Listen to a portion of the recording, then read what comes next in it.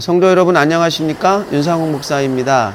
무더운 여름이 계속되고 있습니다. 여러분 이렇게 무더운 여름날 건강관리 잘 하시고 또 비대면 예배가 또 계속되고 있는데 이런 상황 속에서 기도하고 하나님을 찾는 경건의 생활 잊지 않고 꼭 잘 유지하시기를 주님의 이름으로 간절히 축원합니다. 언제인가 길을 가는데 어떤 사람이 말을 걸어왔습니다. 그냥 지나치려고 하는데 그 사람이 갑자기 선생님 인상이 너무 좋으셔가지고 만사 형통할 운수신데 딱 하나가 걸려서 안 되고 있습니다 라고 말을 했습니다.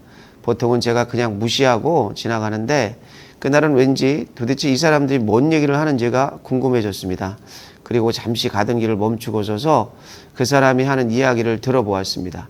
이런저런 이야기를 듣고 있는 제가 결국 어처구니 없이 그의 말에 아연 실색하지 않을 수가 없었는데 그 말의 핵심은 뭐냐?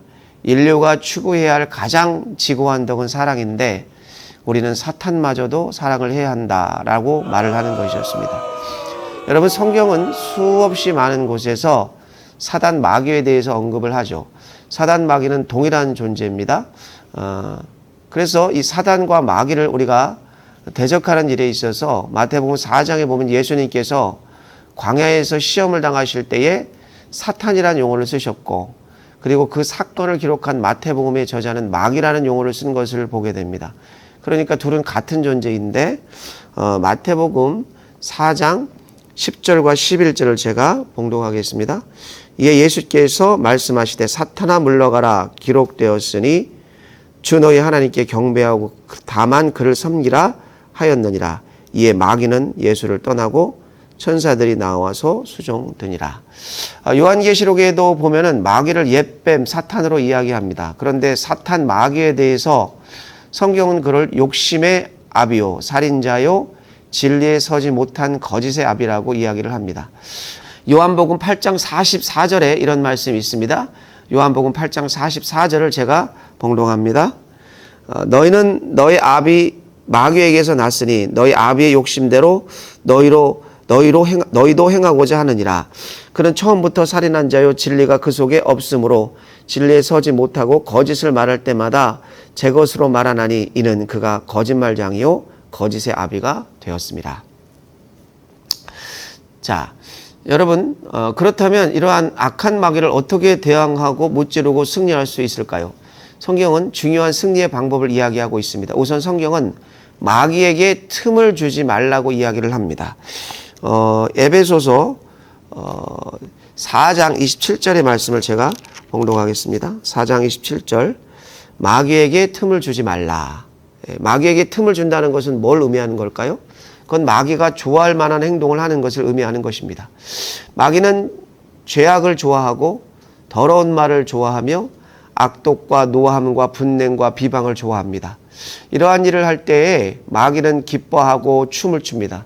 그러므로 우리가 이러한 죄악들로부터 우리 자신을 보호하기 위해 하나님은 우리에게 하나님의 전신갑주를 입으라고 말씀하셨습니다.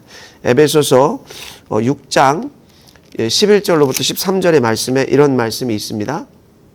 마귀의 관계를 능히 대적하기 위하여 하나님의 전신갑주를 입으라.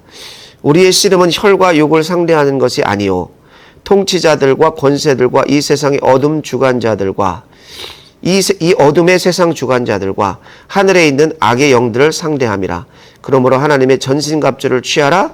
이는 악한 날에 너희가 능히 대적하고 모든 일을 행한 후에 서기 위함이라. 하나님의 전신갑주란 어떤 것인가? 성경 에베소서 6장은 6가지의 무기를 이야기하고 있는데 그 첫째가 진리의 허리띠입니다. 이건 예수 그리스도의 교훈을 이야기합니다.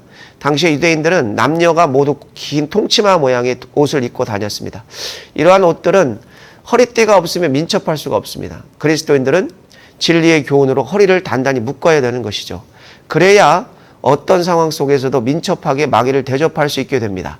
둘째는 의의 호신경입니다. 이것은 이신칭의의 원리를 이야기하는 것입니다. 그리스도인들은 오직 믿음으로 구원을 받는다는 이 놀라운 진리를 가슴에 방어용 무기로 붙여야 되는 것이죠. 어떤 원수의 공격에도 끄떡없는 방탄조끼와 같은 역할을 하는 것입니다. 셋째는 평안의 복음이 준비한 신을 신어야 합니다. 이것은 복음을 전하는 담대함을 말합니다.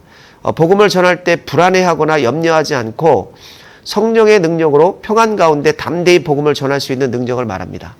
넷째는 믿음의 방패입니다.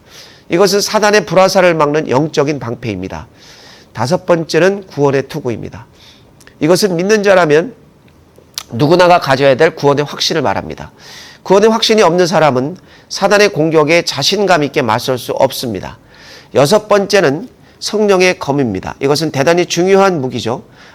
방어용, 공공용 무기가 동시에 사용될 수 있는 그러한 무기입니다. 성경은 이것을 하나님의 말씀이라고 말합니다. 하나님의 말씀은 어떤 능력이 있습니까? 우리 히브리서 4장 12절의 말씀을 한번 같이 봉독하겠습니다. 하나님의 말씀은 살아있고 활력이 있어 좌우의 날선 어떤 검보다도 예리하여 혼과 영과 및 관절과 골수를 찔러 쪼개기까지 하며 또 마음의 생각과 뜻을 판단하나니. 혹시 오늘 여러분 자신에게 혹은 여러분 주변에서 사단 마귀가 역사하고 있는 것이 감지되십니까? 그렇다면 여러분에게 하나님의 전신갑주가 필요합니다. 여러분에게 어떤 무기가 있고 어떤 무기가 없는지 점검해 보십시오. 그리고 없다면 그 무기를 하나님께 구하시기 바랍니다. 우리 하나님이 여러분에게 영적인 완전 군장인 전신갑주의 은혜를 주실 줄 믿습니다. 이번 한 주간도 영적으로 무장하셔서 승리하시는 귀한 한 주간이 되시기를 주님의 이름으로 축원합니다. 성도 여러분 사랑합니다. 당신의 삶에 가득하기를 축복합니다.